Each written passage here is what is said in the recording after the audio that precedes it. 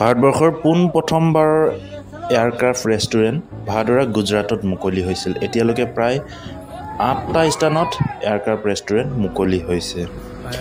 সকলোৰে আশা সপোন আছে আকাশত উৰি ফুৰা চৰাই সদৃশ এৰোপ্লেনত উঠিবলৈ। কিছুমানৰ আশা সপোন থকা সত্ত্বেও আৰ্থিক দিশৰ বাবে সেই সপোন পূৰণ নহয়। সেইবাবে শিৱসাগৰৰ যুৱ ব্যৱসায়ী হৰিপ্ৰসন্ন হাজৰিকাই সুদূৰ মুম্বাইৰ পৰা অসমলৈ এখন এৰোপ্লেন আনি আছে। এয়াৰ ইণ্ডিয়াৰ পৰা কোটি টকা খৰচ কৰি এখন অৱসৰপ্ৰাপ্ত এৰোপ্লেনক ক্ৰয় কৰি অসমৰ ৰাইজক উপহাৰ দিব প্ৰস্তুত হৈছে তথা এৰোপ্লেন ৰেষ্টুৰেণ্ট মুকলি কৰিব লৈছে। এই এৰোপ্লেন ৰেষ্টুৰেণ্টখনত পাব গ্ৰাহকৰ প্ৰতি লক্ষ্য ৰাখি অতি কম দামত সুস্বাস্থ্যকৰ খাদ্য উপলব্ধ হ'ব আৰু বহু লোকৰ এৰোপ্লেনত উঠাৰ সপোন হয়তো পূৰণ হ'ব পাৰে। এইবাৰ হিষ্ট্ৰীৰ অলপ কথাত যাওঁ। উইলবুৰ আৰু অৰভিল ৰাইট নামৰ দুজন ব্যক্তিৰ বহু বছৰ ৰিচাৰ্চ আৰু ডেভেলপমেণ্টৰ ফলত এখন সম্পূৰ্ণ সফলতাপূৰ্ণভাৱে 1903 চনত ৰাইট ফ্লায়াৰ নামৰ এৰোপ্লেনৰ আৱিষ্কাৰ হৈছিল আৰু এই এৰোপ্লেনখন কিটি হক নামৰ এজন বৈজ্ঞানিকে নৰ্থ কেৰলিনাত ডিচেম্বৰ 17 তাৰিখে 1903 চনত পোনপ্ৰথমবাৰৰ বাবে আকাশমাৰ্গত এৰোপ্লেনৰ সৃষ্টি হৈছিল। গতিকে আমাৰ অসমৰ শিৱসাগৰতো পোনপ্ৰথমবাৰৰ বাবে এৰোপ্লেন ৰেষ্টুৰেণ্ট হ'ব গৈ আছে। গতিকে বহু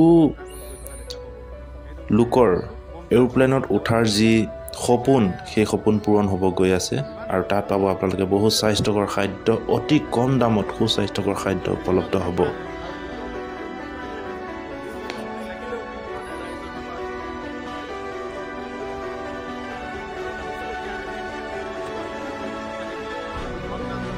এইখন ৰেলৱে গেট পাৰ কৰিছোঁ, জালুকবাৰী ৰেলৱে গেট। আৰু কিমান ঘণ্টালৈ যাত্ৰা আছে? এতিয়া আমাৰ 350 কিলোমিটাৰ ইয়াৰ পৰা শিৱসাগৰ জিলালৈ। আৰু ধৰক আজি যদি আমি যোৰাবাটটো পাৰ কৰি দিওঁ তেতিয়াহ'লে কাইলৈ দিনৰ ভাগতে আমি নগাঁও অভিমুখে আগবাঢ়িব পাৰিম। কাৰণ কি হয়, 1 বজাৰ পিছৰ পৰা কুঁৱলী গুচি পৰে আৰু চলাবলৈ বিৰাট অসুবিধা হৈ যায়। সেইকাৰণে আমি ভাবিছোঁ এইটো সমীচীন ভাল নহয় আৰু সকলোৰে পক্ষে বেয়া। আৰু যিহেতু আপোনালোকে ঘটনা কিছুমানো গম পাইছে, বহুত দুখ লগা ঘটনা কিছুমান হৈ আছে। সেইকাৰণে পৰাপক্ষত আমি ৰাতি জাৰ্ণি কৰা নাই আৰু দিনতে পৰাপক্ষত যাত্ৰা কৰিবলৈ চেষ্টা কৰি আছোঁ। আৰু সেই মৰ্মে আজি ইয়াতে নো এণ্ট্ৰি থকাৰ কাৰণে আমি সোমোৱা নাছিলোঁ, কাৰণ ট্ৰেফিকৰ ভিৰ বহুত বেছি আছিল আৰু মানে ইয়াত থকা যাত্ৰীসকলেও কষ্ট পাব। সেইকাৰণে আমি ৰাতিৰ ভাগতে এতিয়া চেষ্টা কৰিছোঁ যাতে গুৱাহাটী টাউন আমি যদি ধুনীয়াকৈ সুকলমে পাৰ কৰি লৈ যাওঁ প্ৰশাসনৰ সহযোগত। ইতিমধ্যে সহায় কৰিছে প্ৰশাসনে, মই একদম অন্তৰেদি ধন্যবাদ জনাইছোঁ প্ৰশাসনক। আৰু মই ইয়াৰ স্থানীয় লোকসকলক বহুতখিনি সহায় কৰিছে।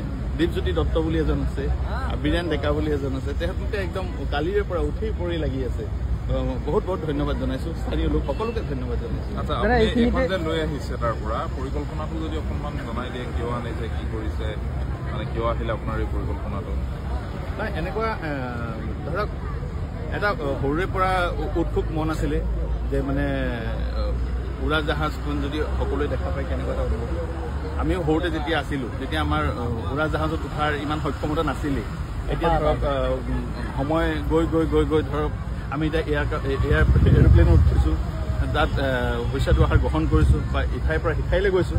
তেনেকৈ ধৰক অসমৰ প্ৰতিজন মানুহে, প্ৰতিজন নাগৰিকে বিচাৰে যে আমিও উঠিব পাৰোঁ, কিন্তু কিছুমান মানুহৰ ক্ষেত্ৰত দেখা যায় মনৰ সপোন মনতে মাৰ গুচি যায়। তো সেইকাৰণে মই ভাবিলোঁ যদি আমাৰ এনেকুৱা এখন এয়াৰক্ৰাফ্ট, ৰিটায়াৰ্ড এয়াৰক্ৰাফ্ট আৰু পেন ইণ্ডিয়াত বিভিন্ন জেগাত লাগিছে, 6-7 জেগাত ইতিমধ্যে ৰেষ্টুৰেণ্ট হিচাপে গঢ়ি উঠিছে, আমিও যদি এখন অসম প্ৰদেশত এনেকৈ যদি এখন স্থাপন কৰিব পাৰোঁ তেতিয়াহ'লে হয়তো সকলোৱে উঠিব পাৰিব, তাৰ আমেজ ল'ব পাৰিব আৰু চুই চাব পাৰিব। যেনেকৈ এতিয়া সকলো ৰাইজ ওলাই আহিছে, ওলাই আহি কালি ৰাতি 12টা বাজিছে, হাউলিটো হওক বা গজালিটো হওক, হাজাৰ হাজাৰ মানুহ, পুৰুষ, মহিলা, শিশু, বৃদ্ধ সকলো আহিছে। দেখি ইমান ভাল লাগিছে, সকলোৱে এক আগ্ৰহেৰে চাই আছে আৰু বিভিন্ন প্ৰশ্ন কৰিছে। আমি উত্তৰ দি আহিছোঁ আৰু 350 কিলোমিটাৰ উত্তৰ দি যাম আৰু দিয়ে থাকিম আৰু উত্তৰ। এটা ব্যয়বহুল যাত্ৰা হৈছে আপোনাৰ, ইতিমধ্যে বিভিন্ন স্থানত আপুনি উচ্চতাৰ বাবে লাগি ধৰিছে। ইয়াৰ আগতে ছ'চিয়েল মিডিয়াত আমি দেখিবলৈ পাইছিলোঁ বিভিন্ন ৰাজ্যতো এনেকুৱা ধৰণৰ ঘটনা ঘটিছে আপোনাৰ গোটেই স্মৃতিখিনি ৰোমন্থন কৰি কেতিয়ালৈকে এয়াৰক্ৰাফ্টত উঠি খাদ্য গ্ৰহণ কৰিব পাৰিব ৰেষ্টুৰেণ্টৰ আকাৰত কেতিয়া পাব ৰেষ্টুৰেণ্টৰ আকাৰত মানে আমি এতিয়া সিদ্ধান্ত কৰিছোঁ ইয়াৰ পৰা যদি আমি 10 তাৰিখ মানলৈ বিহুৰ আগত যদি আমি শিৱসাগৰ পোৱাবগৈ পাৰোঁ তাৰপিছত আৰু বিহু চিহু খাই আমি কাম আৰম্ভ কৰিম আৰু এটা মানে টেষ্ট দিবলৈ চেষ্টা কৰিম যাতে যিসকল তাতে আহাৰ গ্ৰহণ কৰিবলৈ আহিব অতিথি আহিব সেই অতিথিসকলে যাতে অনুভৱ কৰিব লাগিব যে মই হয় এটা মানে এখন এৰোপ্লেনত উঠি মানে এৰোপ্লেনত উঠি মানে কিবা এটা আহাৰ গ্ৰহণ কৰিবলৈ আহিছোঁ এনেকুৱা এটা অনুভৱ কৰিব লাগিব থলুৱা খাদ্য পাব সুলভ মূল্যত পাব আৰু সকলো জনতাৰ কাৰণে হ'ব ইয়াত কোনো এনেকুৱা নহয় ব্যয়বহুল বুলি কোনো একো কথা নাথাকে ইতিমধ্যে অসমৰ সীমাত সোমোৱাৰ পিছত প্ৰতিজনে কৈছে যে অসমীয়া থলুৱা যুৱক যুৱতীয়ে সংস্থাপন লাভ কৰিব সেইটো এটা গুৰুত্বপূৰ্ণ বিষয় আজিৰ দিনত আপুনি নিশ্চয় তেনেকুৱা ধৰণৰ মনোবাঞ্ছাও ৰাখিছে যে থলুৱা যুৱক যুৱতীক সংস্থাপন দিয়াৰ বাবে আপুনি ৰেষ্টুৰেণ্টখনত বিশেষকৈ চাওক মই নিজে এজন এণ্টাৰপ্ৰিনাৰ হয় উদ্যোগী হয় মই এতিয়াও ব্যৱসায়ী হ'ব পৰা নাই দেই উদ্যোগী হয় কাম কৰাৰ হেঁপাহ আছে কৰ্ম কৰাৰ হেঁপাহ আছে কাম কৰি গৈছোঁ আৰু তেনেকৈ ধৰক মই আমাৰ নিজৰ যুৱক যুৱতীসকলক যেতিয়াই পাওঁ তেওঁলোকক মই কওঁ আপোনালোকে পঢ়া শুনা ভালকৈ কৰিছে চাকৰিটো পাবই বাৰু কিন্তু এনেই চাকৰি কৰিম বুলি বহি নাথাকিব কিবা এটা হ'লেও ব্যৱসায় আৰম্ভ কৰক কিবা এটা হ'লেও আৰ্নিং কৰিবলৈ শিকক এইটো খুব মানে ইয়াত এটা বহুত ভাল মাদকতা আছে আৰ্ণ কৰি নিজে নিজৰ পইচা এটা আৰ্ণ কৰি আৰু নিজৰ পইচা আৰ্ণ কৰি নিজে খৰচ কৰি বহুত বেছি এটা ভাল মাদকতা আছে সেইকাৰণে মই সকলোকে অনুৰোধ কৰোঁ চাকৰিটো কৰিবই বাৰু ইণ্টাৰভিউ দি থাকক যেতিয়া আপোনাৰ যোগ্যতা অনুসৰি আপোনালোকে চাকৰিবোৰ পাব কিন্তু এনেই ঘৰত বহি নাথাকিব আপোনালোকে কিবা এটা নহয় কিবা এটা কৰিব পাৰিব আৰু এইখন যেতিয়া আমি ৰেষ্টুৰেণ্ট হিচাপে কৰিম ইয়াতো বহুত কমচে কম মই আন্দাজ কৰিছোঁ 100 পৰা 150 যুৱক যুৱতী আমি ইয়াতে সংস্থাপন দিব পাৰিম আমাৰ অসমীয়া যুৱক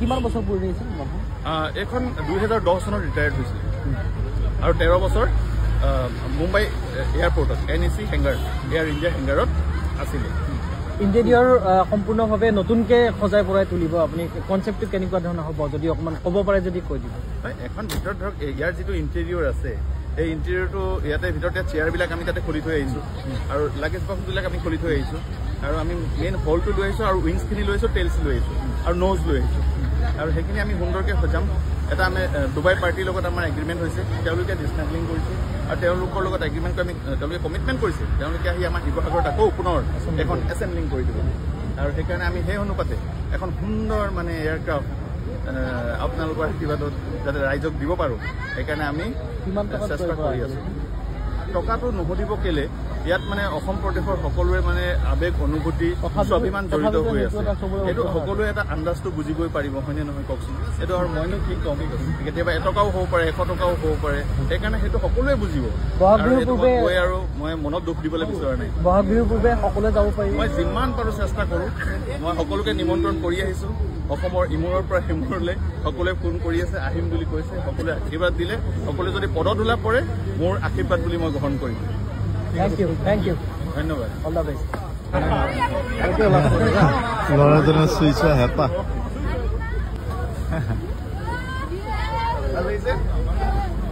I